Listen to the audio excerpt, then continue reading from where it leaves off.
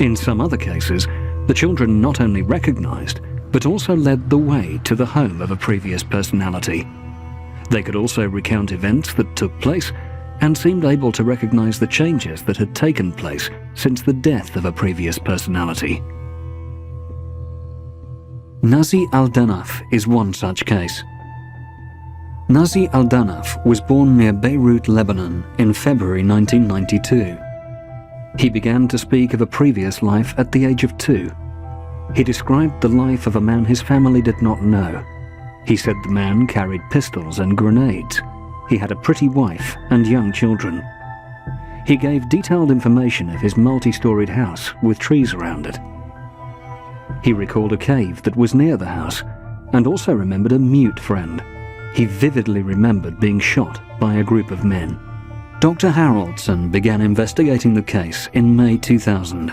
He stated that he had lived in Harum Shamoun, in a town not very far away, and he wanted to go there because he said he had children and a house and so on.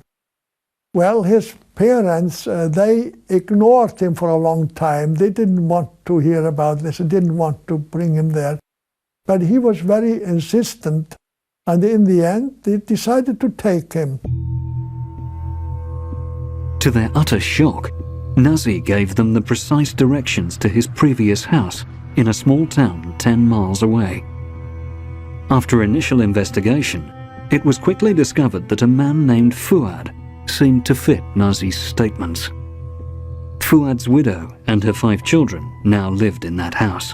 She was, of course, rather suspicious about him and asked him a few questions. And the boy was able to answer them all satisfactorily.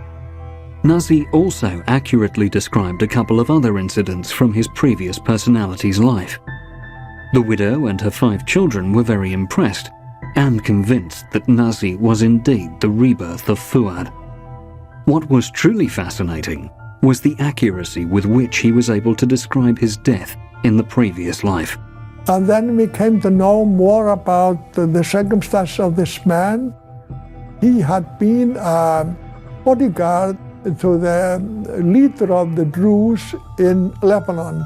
But one night, it was during the war, during the Israeli occupation of Lebanon, some unknown men came to the Druze center. They shot 2 guards at the gate, then entered the gate, and they found that man we are talking about, and they shot him. Nazi's case is highly unusual, as he gave strikingly accurate details of the previous personality.